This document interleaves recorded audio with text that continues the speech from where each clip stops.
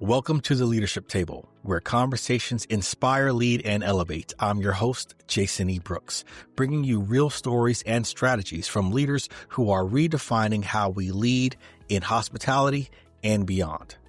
Today, I'm joined by Anthony Presley, CEO of TimeForge, a workforce management platform that helps operators tackle some of the toughest challenges in our industry, from labor forecasting and compliance to team culture and leadership accountability. Anthony's journey began in technology at an early age, but his path eventually connected him with the hospitality world, giving him a unique perspective on what it takes to lead people in a tech-powered workplace. Under his leadership, TimeForge has expanded its capabilities from gig worker shift coverage to AI-powered forecasting, all while staying laser-focused on helping leaders run smarter, more people-first operations. Before we dive in, remember to subscribe so you never miss an episode that can help you lead stronger, scale smarter, and build the kind of team your guest will never forget. Let's dive into it. Mr. Anthony, Mr. Presley, you didn't start in a tech company. You know, you've been on the front lines of hospitality, period.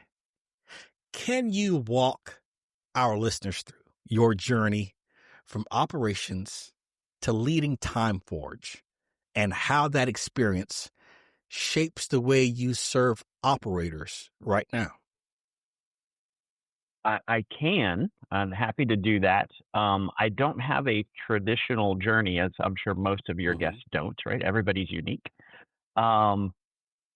I actually did start primarily on the tech side, and I started with tech when I was in middle school. My father was stationed in Cairo, Egypt, and this was pre-Osama bin Laden and any of the uprising there. And so, but if there's not a base in Cairo, and so we were on the streets with all the locals. It's a very poor area of the world, and I went to a private school, and at that private school were some amazing teachers and instructors. And I had a Apple fellow that was on sabbatical from Apple who taught me how to program on a language called HyperCard in 7th grade.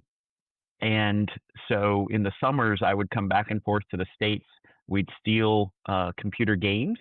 We'd buy them with cash, and then we'd hack them and break the security and encryption so that we could share them around. There was no internet, right? This was pre anything, and so I had enjoyed that. When I got back to the States as a teenager and went to school, I needed to find a job. My dad was like, "You've got to go find a job. You're not, no 16-year-old of mine sitting around here consuming gas and not having a real job." And so I went and applied for all the places a 16-year-old should apply for. And it turned out that in the midst of this, my high school wanted to pay me money to write a software program to do a Valentine's Day dance. And so a matching program between the guys and the gals. And so I wrote prematch.com, a little piece of software that tied all of the high school couples together. None of those couples are still couples, by the way. But yeah, so I started down that path, and then I ended up in the software business. And I had a small software company in high school. And then when I went to college, I had a roommate that was worked for his uncle's restaurant, and it was on the other side of town. And he didn't have a car. And so this would have been in 2000. And he needed to find his schedule. It was a silly problem, right? But they only had one phone line, and you can't use that phone line for staff. So you really just need to use that phone line for customers to call in. And so the schedule got posted on Sunday night, and you needed to drive in Sunday night to find out what the schedule was. So you need to know if you were going to be at work the next morning. So he paid me beer money and gas money, and I drove him across town to his uncle's restaurant, and he'd look at the schedule, And then we talk about how dumb that was as we drove back. Um, but I never thought that that was going to lead me to go build a product like that.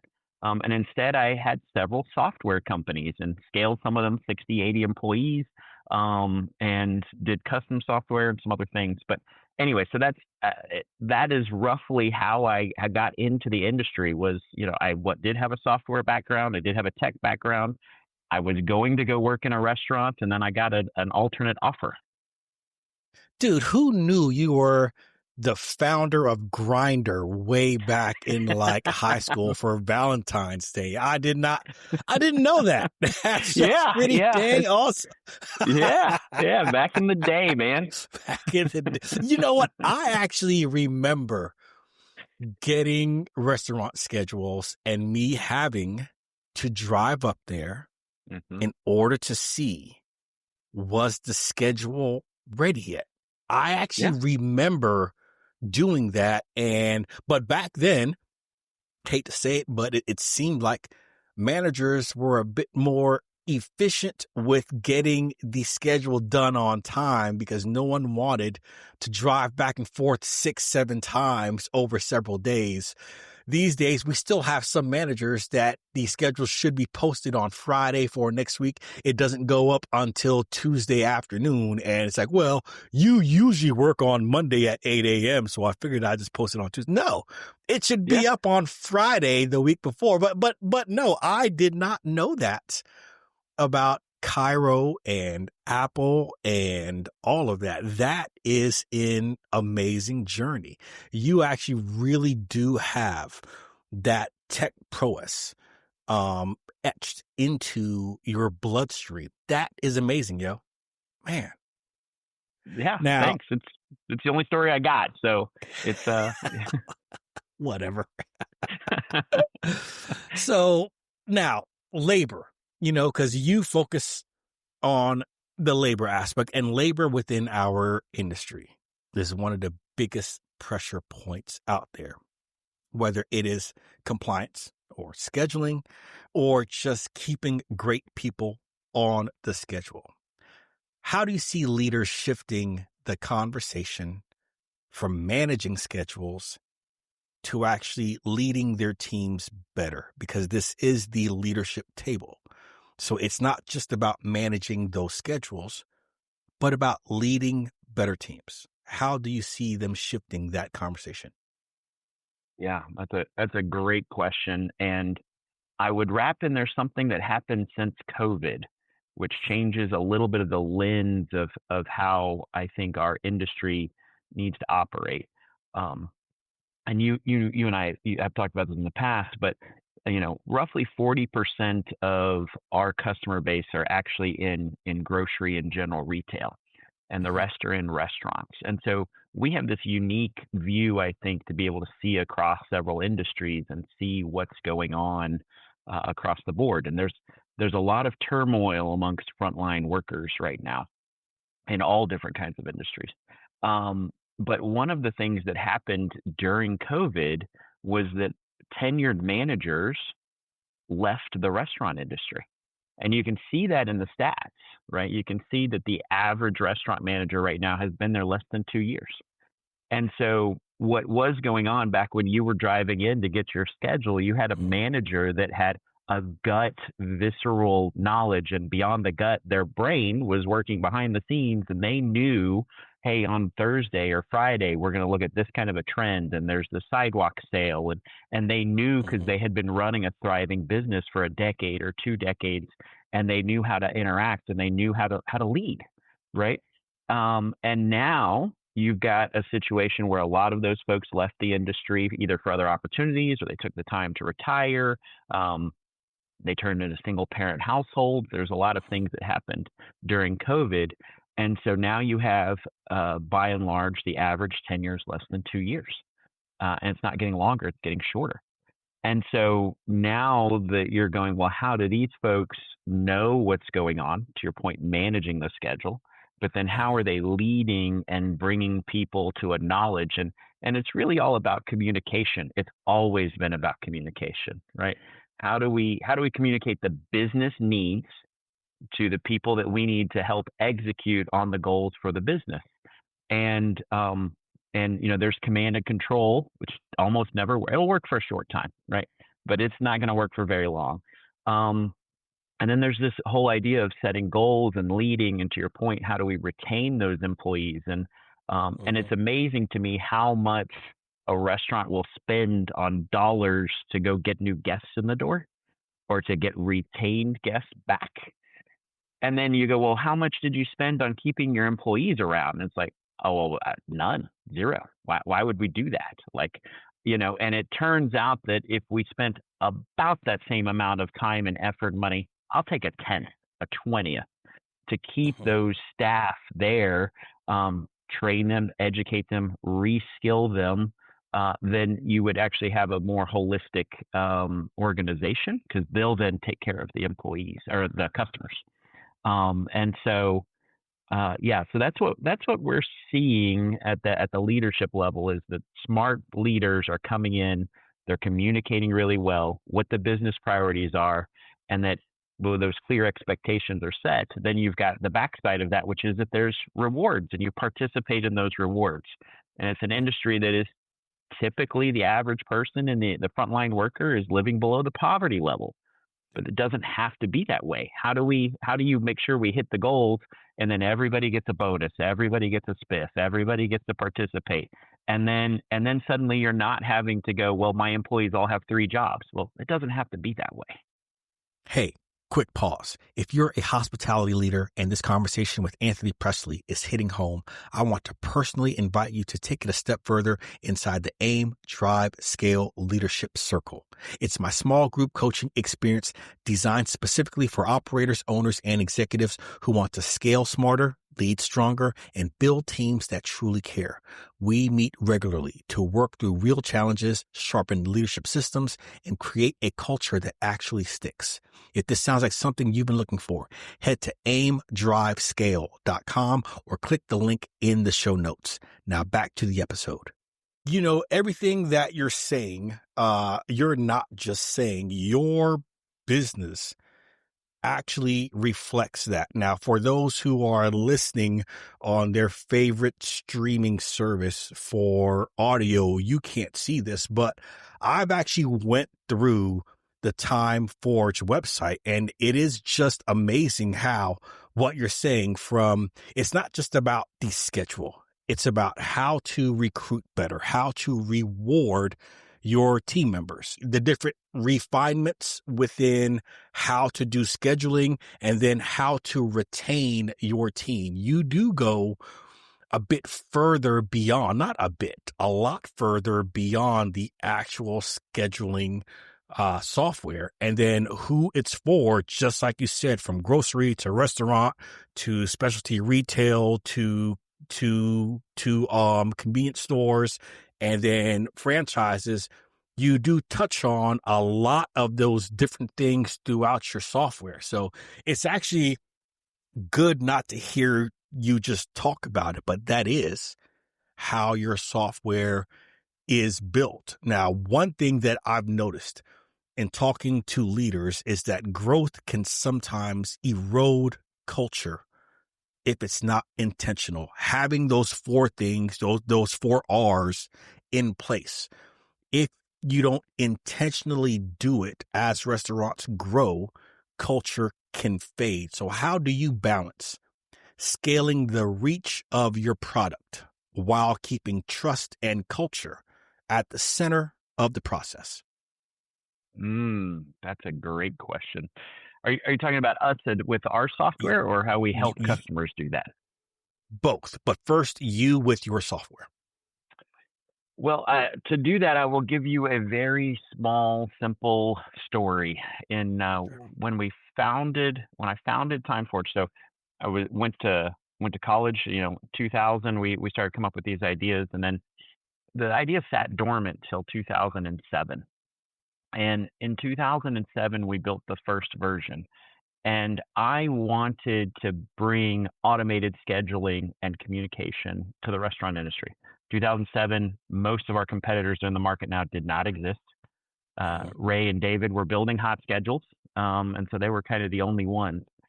And anyway, so I went and took this and showed it to a group, a Mexican table service restaurant. I went and showed it to the CEO who I knew. Said, "Hey, look at this. It's automated scheduling." This is 2007. This was before an iPad. And he looked me dead in the face and said, "Anthony, I already pay my managers to build schedules. Why would I pay you?" And that hit me like a ton of bricks. It was very first customer, very first feedback was basically we don't have this problem. And as a young entrepreneur, I'm not that much smarter now than I was then, but I was really not very smart at the time, and said, "Well, what is the problem you do have?" And he went, "Oh, compliance. We have a problem with compliance and tracking time. We have a problem with employees showing up before they've actually been onboarded. We have all these HR situations." And I didn't know what to do other than to listen to the feedback of my customers and go build those things. And so our team, having heard from customers what they wanted, we went and built those things. And so as we've scaled and grown, we've continued to build into our feedback loops and, hey, how do we go talk to customers? How do we make sure that what we're building isn't what we want to build? It's what the customers are needing. What is a real world problem? And over the years, I've actually found out this is a very well documented process. It's called the business model canvas. And you can actually go look this up. And it's a nice process that entrepreneurs use, and they get taught at startup schools. I now teach this when I'm volunteering at universities. But it's actually a process to go talk to people, identify their needs, find out who the decision makers are, and then build the things that they actually care about. Because it turns out they may really have a problem with turnover, but turnover is not the problem. The problem is that manager in the back is a horrible manager, right? And so, so it turns out you've got to ask a lot of questions and figure out what the issue is. And so our team does that. We have a small but mighty team, and it's a lot of communication with customers to find out what they need. Wow. So you started this in 2000. You really started to get into it in 2007. Since then, you've been reiterating, re-listening to your customer to find out what they need, helping to make sure scaling while the culture of fixing things that the customer wants is still there. And I actually read through a lot of your press releases, and you're still doing things now to help make things better for the customer. I think gig worker functions now, that came out in mid-July of this year. Square POS is now integrated with it. That came out this year as well. Triple Seat, that you've partnered with them. That was also this year. AI powered forecasting that came out last year. So you have been staying on top since then. You really haven't let it slip or slept since then. Is that true? You have had zero sleep or just a really strong team? Which one is it? Well, you and I have the same barber, and so this is the stress that comes from being an entrepreneur, maybe it's from having adult kids. I'm not sure which, but it's called gravity. It just drops down with the weight of the world yeah. down to the chin. That's all that builds happens. up the whole beard. I love that.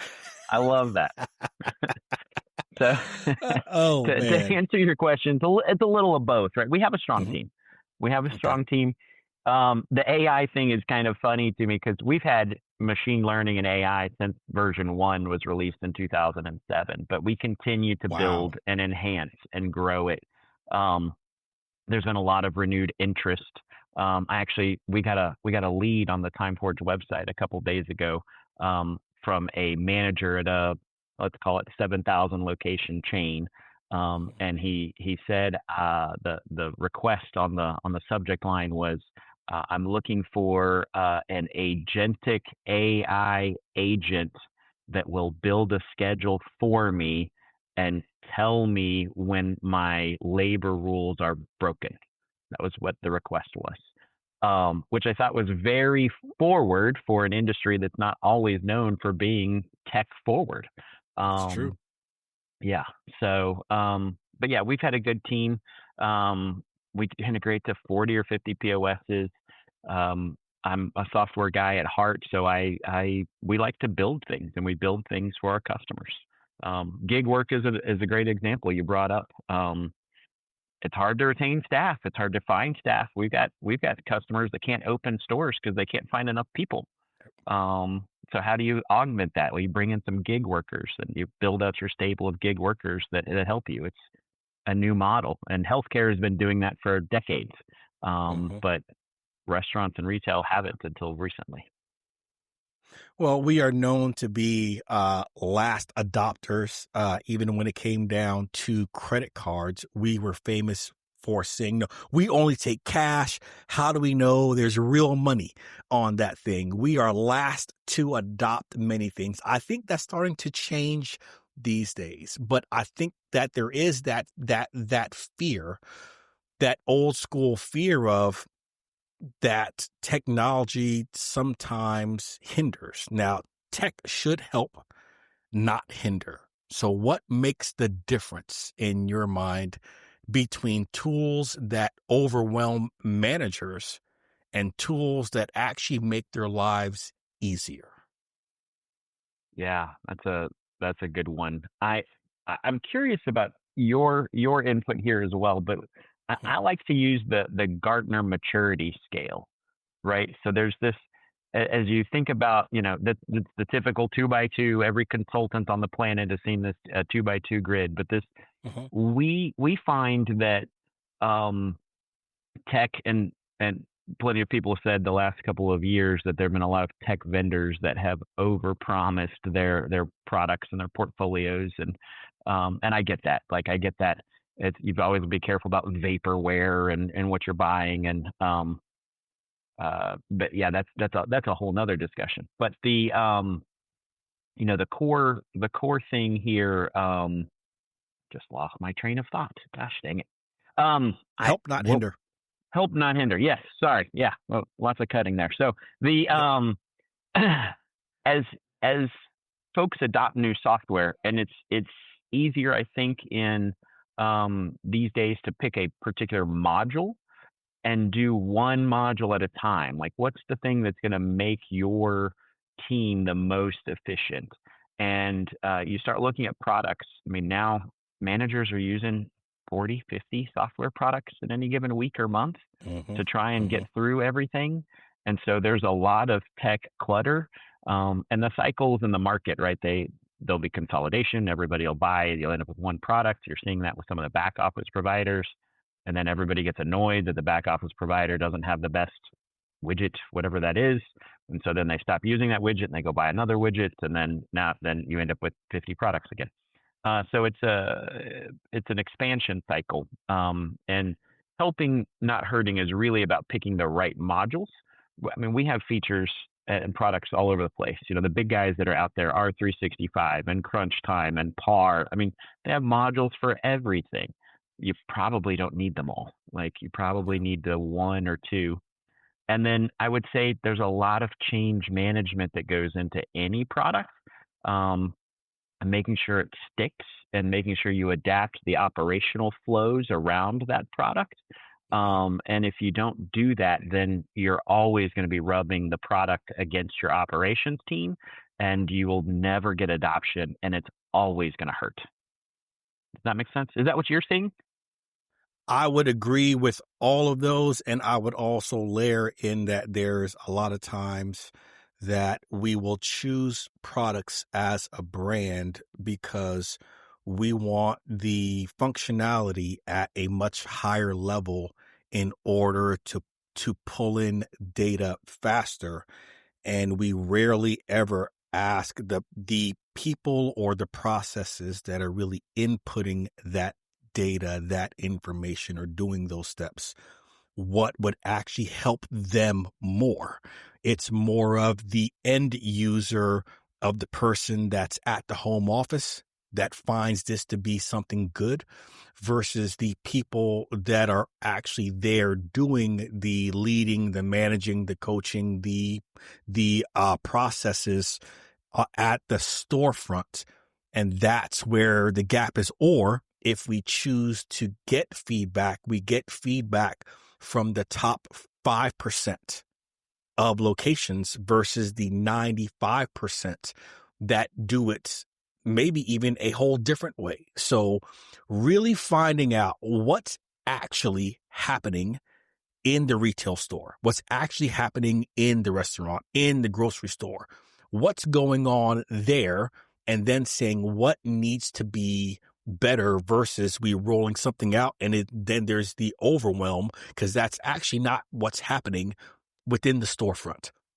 So I think that is one way that we can help close the gap of feeling like that some tech, not all tech, some tech isn't actually helping, that it is hindering. I think that the other piece is just making sure that we are being tech forward from the beginning. Yes, we bootstrap within our industry, within hotels, within restaurants, and within retail. We move quickly. We are one of the very rare places that our product is consumed within the four walls within minutes after a person leaves. It doesn't happen with a sweater. It doesn't happen with a car. It doesn't happen with pencils. We have one of the very rare products that the actual thing that a customer buys is consumed right then, and then they leave unless it's takeout. So we have to really think that through of, yes, it's more than just smiling, greeting, cooking, feeding. There are more things that helps us to understand how well that we are doing or where we can improve. And when we come up with that idea in the beginning, we have to be tech forward at that point and not think too much. Oh, it's simple. It's not simple. There's things that are common these days that we need to be more common at doing, not just keeping it simple. Anyways, I digress. So no, I think all of that's valid. I think it's 100% valid. I think the other thing that you see that you skirted around but didn't say was that you end up in these situations where people have tech. They already have system A and they're looking for system B because the grass is always greener. And so they're, and they've either forgotten that tech A has that functionality. They just turned it off 3 years ago when they implemented it. And when they call vendor B and they're like, oh, well, I need this thing, like that vendor is not going to go back and tell you that vendor A has that. So you're going to do this huge lift. And I always tell people before they go look at new tech, regardless of what the tech is, like, make sure you evaluate whether or not the old one can do it, or if you're using the old one properly. They've probably added new features since the last time you were there. And then really need to think through what the change management is to get to that new thing. And to your point, the 95%, and it's amazing how many people will go fire up an MVP with one store and one manager, and they try it for 1 week, and then they're like, system-wide rollout, let me issue a press release. And it's like, what are you doing?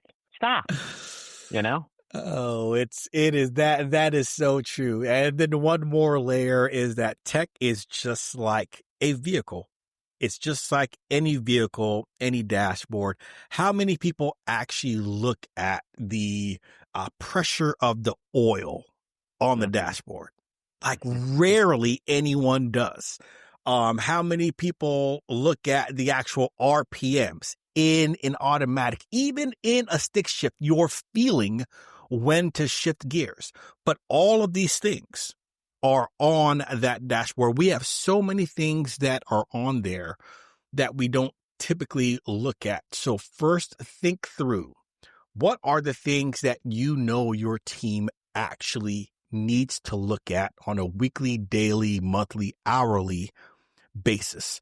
Then everything else is nice to have. And then second thing is, it all depends on the environment, meaning that a race car driver on a racetrack is looking at different things on that dashboard than someone driving through a suburban neighborhood or that is off-roading.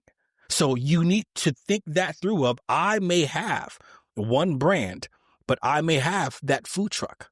I may have that street side. I may have the airport. I may have the freestanding. Different environments calling for different things to be viewed at different times within that dashboard, making sure that we're thinking through those pieces too. Anyway, so Love it. let's get down to our signature closing questions for the leadership table. Now, I ask these questions to every guest on this podcast. So, if you could sit at a leadership table with 3 other leaders, whether alive or from history, who would you choose and why? Yeah, great question. And since I've been listening to your podcast, I knew this question was coming, so I had my answer pre-prepared. Um, so I did have to think about this quite a bit and bounced around a couple of folks. So it came back to the 3 that I would choose. Seth Godin would be somebody I would bring to the table. He's not a traditional leadership guy, but when you start reading his books, which he's out there as the lead marketer, and he created essentially online modern shopping. And he's led roles at Nike, and he's a great marketer, but he understands that in business, you need to be able to market to your people. You need to be able to do some of those kinds of things. And so I'd bring Seth. I was thinking of like a modern day, like, massive titan that would just be kind of fun to, ask questions. And I think I'd probably put Mark Cuban into that group. He's a technologist. He's owned sports companies. He's owned satellite companies. He's a shark on Shark Tank.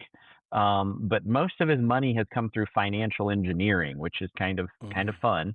And so I think I'd bring him out there. And he loves to be a contrarian, which is kind of fun. So, and then Ken Blanchard. I don't know if you're familiar with Ken. He's the author of the 1 Minute Manager. 1 Minute Manager Meets the Monkey, which is a fantastic little book about, task management and how to lead your team. But he also invented situational leadership that I think a lot of people forget about. And so those would be the 3 folks I would throw. And then I think between those 3, there'd be a lot of fireworks, which would be a lot of fun too. So. Well, you have a very impressive dream board of directors there. They would definitely get things done at the table. There would be some fireworks there too. Second question, and final question. What's one conversation in your career that profoundly shaped you as a leader? I know there's been lots of conversations that you've had with other leaders, especially in your role and what you do. But what's one conversation in your career that shaped who you are as a leader?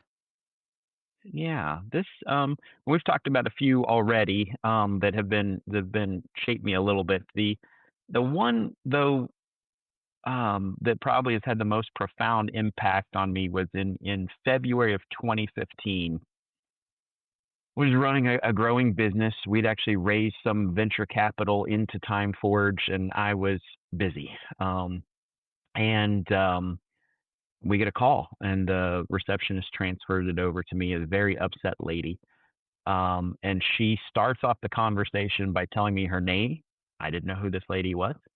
And she then tells me that her separated husband has passed away. And I'm running a tech company, and I'm like, I don't know you. I don't really understand why you're calling me about this. She then goes on to tell me, hey, he committed suicide, left her and her children without anything. And all they had was his last paycheck and his life insurance. And I was walking across the floor, and I just stopped.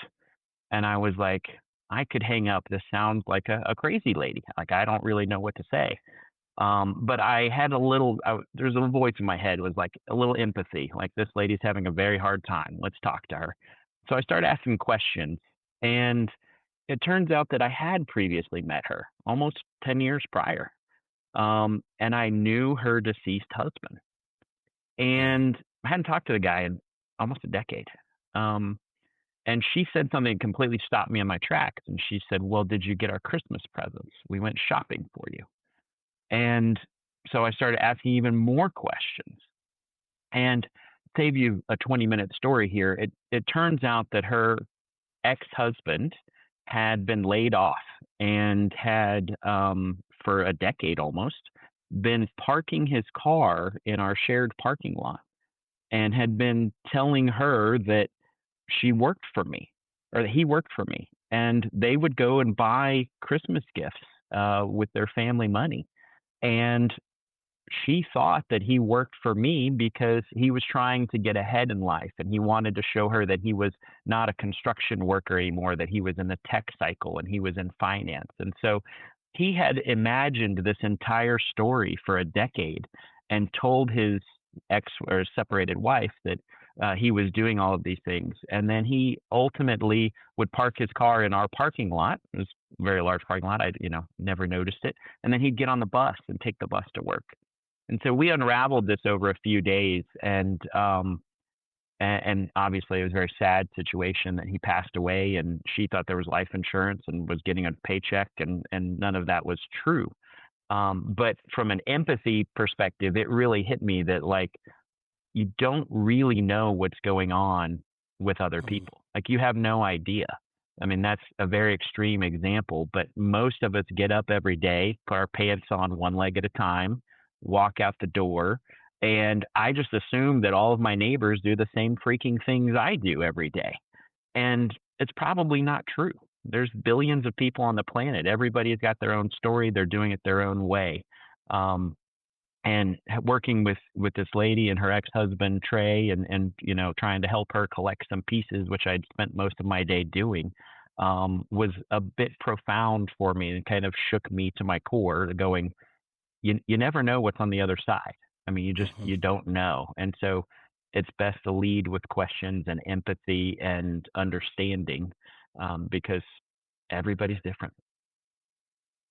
Wow. That is definitely something that I don't think any leader, any manager could imagine that conversation happening on the end of their phone call when they pick up the phone.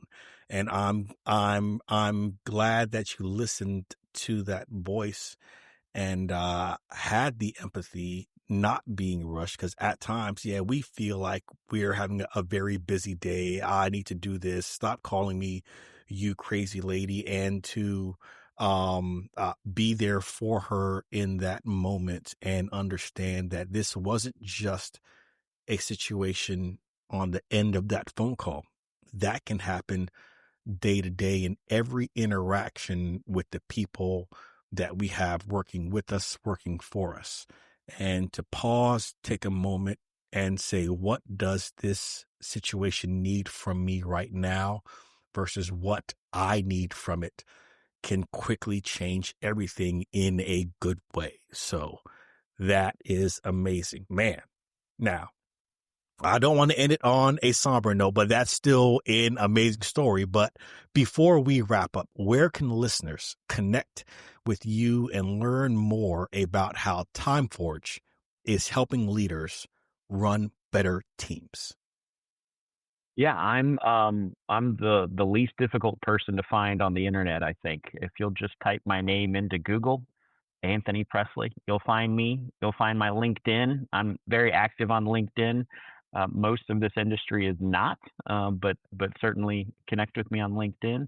And then you can certainly go to our website, timeforge.com. It's pretty straightforward. Nice. Well, Anthony, thank you for your insights and for sharing how leadership and technology work hand in hand, and it creates workspaces that not only help lift people, but can also lift profits too. And to everyone tuning in, if you found this episode valuable, please subscribe, leave a review, and share it with a leader who's navigating the challenges of leading in today's workplace. You can always visit us at jasonebrooks.com/podcasts for more tools and resources to help grow your leadership. Until next time, manage, lead, coach, and repeat. Anthony, thank you so much.